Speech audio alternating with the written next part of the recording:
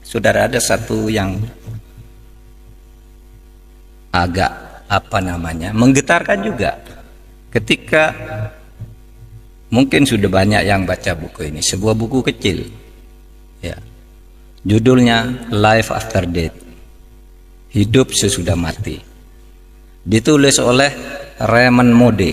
Raymond Moody ini adalah seorang dokter yang karena pinternya dia di dalam bidang kedokteran kemudian dijadikan guru besar di bidang filsafat kedokteran.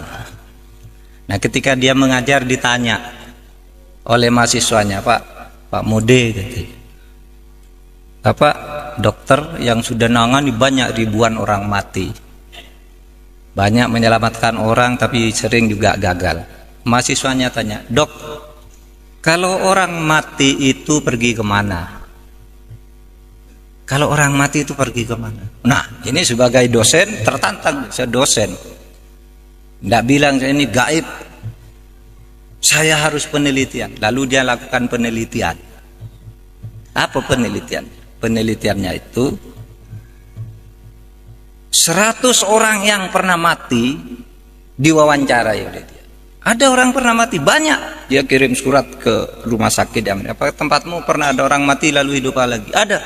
Ada namanya John, mati jam sekian, tiba-tiba jam 6 sore hidup. Ada yang mati 2 jam, ada yang 6 jam, 7 jam. Nah, dicatat namanya, dicari alam, lalu diwawancarai. Ketika ditanya, apa yang kamu rasakan ketika kamu mati? Saudara, 100 orang yang pernah mati ini, 86% jawabannya sama, saya keluar dari tubuh saya. Yang 14% itu kira-kira mirip jawabannya, tidak bertentangan tetapi tidak persis mengatakan keluar dari tubuh saya. Jadi orang mati itu, saudara kalau mati besok keluar dari diri saudara sendiri. Lalu apa yang saya lihat ke bawah, ibu saya nangis, kata yang punya ibu, istri saya nangis, anak saya nangis, dokter berusaha nolong gitu, waduh saya sudah tidak bisa menolong, ini sudah mati gitu. Terus kemana kamu? Terus saya masuk ke lorong yang sangat gelap. Sudah itu saya masuk ke tempat yang sangat terang benderang. Apa yang kamu lihat di tempat terang benderang itu? Ini 100 orang jawabnya sama. Saya melihat seluruh perjalanan hidup saya dalam sekejap. Jadi sekejap dia bisa melihat semua apa yang dilakukan ketika hidup itu. Ya, ketika masuk sekolah, ketika pergi ke pasar, ketika pacaran, ketika berselingkuh, ketika korupsi, dilihat semua dalam sekejap itu. Terus sesudah itu saya terus ke atas lagi, tiba-tiba ada tabir di sana, saya tidak bisa masuk. Seakan-akan ada suara, ngapain kamu ke sini, belum waktunya kamu. Terus saya hidup lagi. Saudara bisa baca bukunya ini, ilmiah, penelitian ilmiah tentang sesuatu yang tidak ilmiah. Ketidakilmiahan itu dibuktikan secara ilmiah karena itu melalui studinya. Kalau Profesor Baikuni mengatakan sesuatu yang terjadi secara sama 3 kali itu pasti ilmiah. Nah, itu dari 100 orang 86. Bahkan dikatakan 100% sama, cuma yang 14 itu variasinya tidak persis kalimatnya gitu. Ilmiah. Lalu apa yang terjadi di sini? Saudara, banyak hal menarik di situ. Pertama, bahwa orang itu bisa pergi dari tubuhnya. Kayak saudara pergi, sedang tidur, saudara pergi ke Afrika, saudara naik pesawat, itu mimpi itu kan pergi saudara dari tubuh saudara. Ya, saudara pergi dari tubuh saudara, berkelana ke alam-alam di luar saudara, pergi. Yang kedua, ini yang sangat luar biasa. Apa ada? Ketika manusia itu sampai di suatu saat, di suatu tempat yang terang benderang, manusia itu melihat amalnya sendiri. Sehingga dia tidak bisa mengatakan, saya tidak pernah mencuri, ada situ. Di alam terang itu kamu melihat sendiri. Itulah yang di dalam Al-Quran dikatakan, ma yalfidu an qaulin illa ladaihi raqibun atid. Tidak ada sesuatu pun yang kamu katakan, tidak ada sesuatu pun yang kamu lakukan di muka bumi ini kecuali dicatat dengan teliti dan lengkap oleh malaikat Raqib dan malaikat Atid. Jadi malaikat Raqib dan Atid itu tinggal menunjukkan aja. Maka kata Al-Quran itu kalau dalam surat Yasin itu al-yauma nakhtimu ala afwahihim wa tukallimuna aydihim.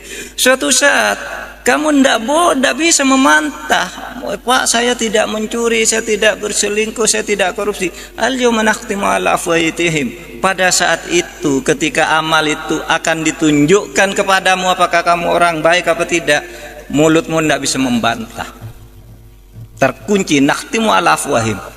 Kunci mulutnya, tidak boleh bilang tidak. Lalu apa? Yang bicara adalah wa tukallimuna aydihim, tangannya yang mengatakan, ini loh buktinya saya pernah nempeleng orang, ini loh pernah saya nyopet dompetnya orang, ini loh saya pernah nyolek cewek gitu. Pokoknya tangannya itu menunjukkan. Wa tasyhadu arjuluhum, dan kakinya itu mengatakan iya saya yang berjalan menuju sana. Itu loh ada filmnya. Hebat kan dulu orang waktu kita kecil tuh kalau membayangkan malaikat Raqib Atid itu apa ya? Wah itu yang ada di belakang kita bawa foto buku ditulis Pak Mahfud sedang pidato dapat pahala, ini sedang ini dosa. Nah begitu langsung lebih hebat dari komputer yang berapa ribu mega. Langsung bisa dilihat dalam sekejap, dan itu dialami oleh orang yang pernah mati, dan itu bukan orang Islam tetapi mengonfirmasi apa yang dikatakan oleh Al-Quran tentang catatan di alam sana.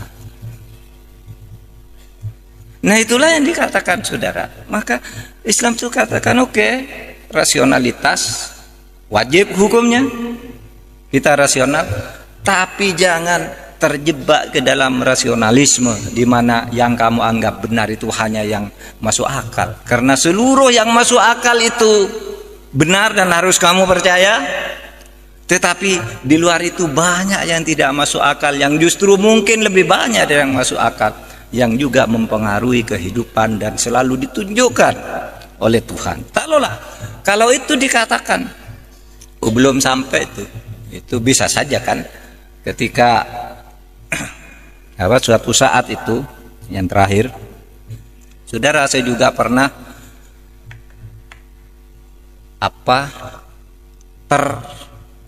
terkagum dengan kisah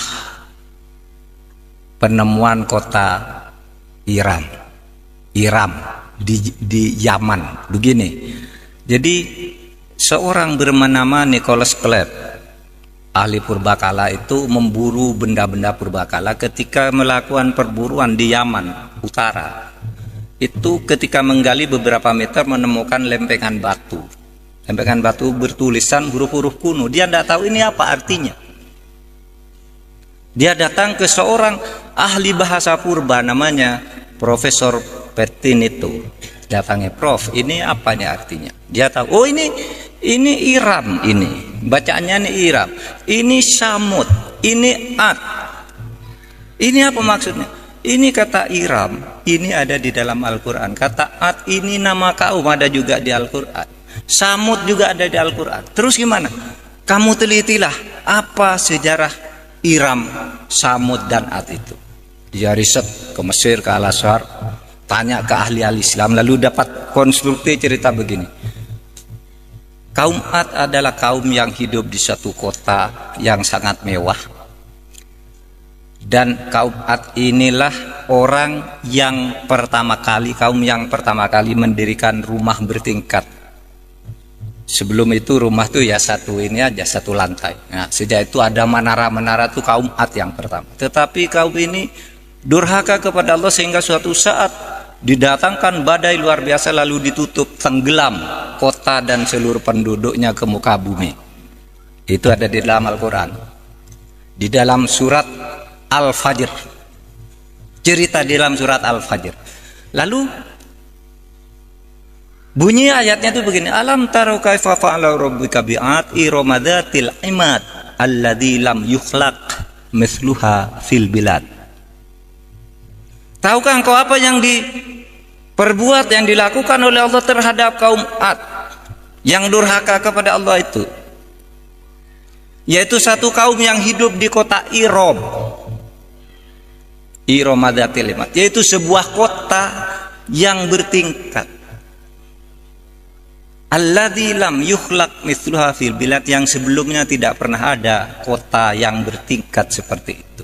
Nah, itu konstruksi Nicholas Cleves sesudah belajar Al-Quran dan bertanya kepada ahli sejarah. Oh, kalau begitu ini pasti ada hubungannya dengan kaum Ad. Dia gali tanah itu, kemudian melakukan penginderaan jauh dengan menyewa pesawat Challenger mahal sekali. Dari pesawat itu dilihat kok ada digital bergerak-gerak, lalu diidentifikasi kalau ini nih bekas jalan, kalau garis seperti ini bekas sungai, kalau ini bangunan. Terus digali. Saudara, sesudah itu tidak terlalu dalam menggalinya, ditemukanlah menara pertama. Digali lagi sehingga jadilah sesudah digali lengkap itu sampai sekarang itu yang dilindungi oleh UNESCO itu ditemukan oleh Nicholas Cleves pada tahun 1993. Berapa tuh sekarang? 93, sekarang 2016. 23 tahun lalu.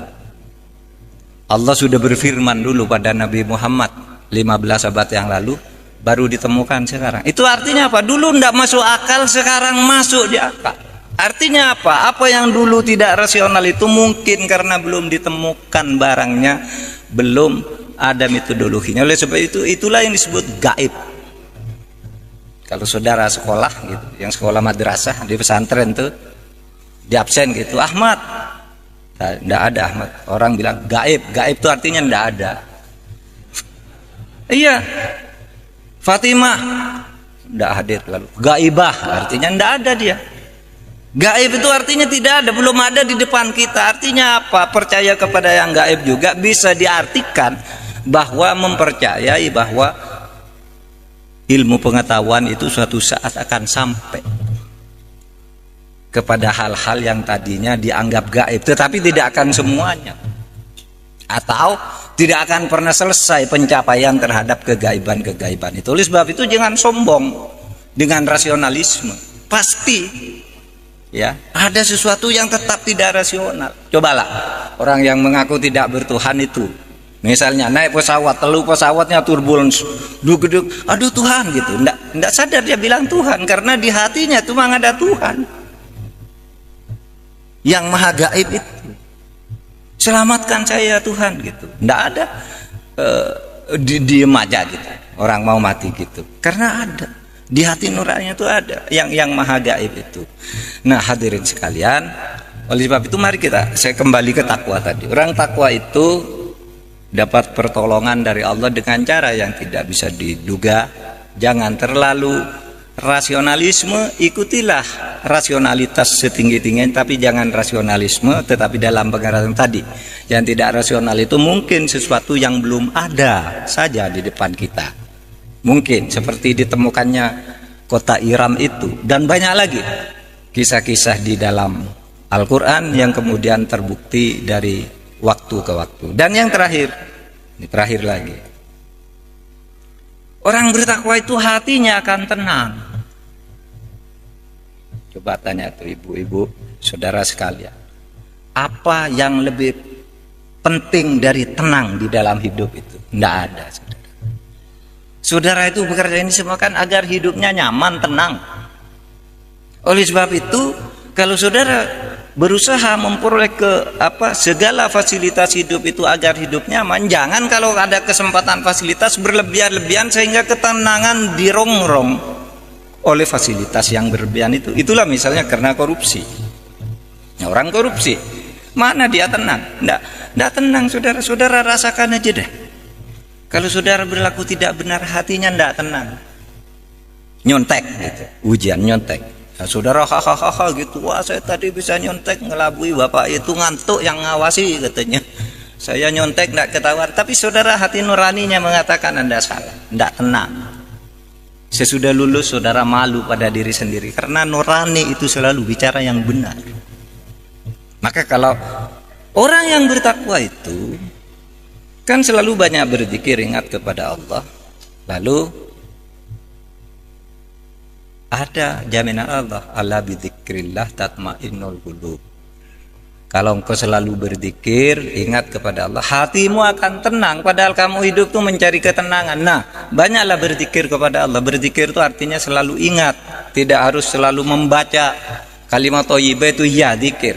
Tapi sebenarnya zikir yang sesungguhnya itu adalah orang yang selalu ingat bahwa dirinya dimonitor oleh Allah. Demikian renungan malam ini, mudah-mudahan ada manfaatnya, dan mari kita tingkatkan ketakwaan kita kepada Allah. Assalamualaikum warahmatullahi wabarakatuh.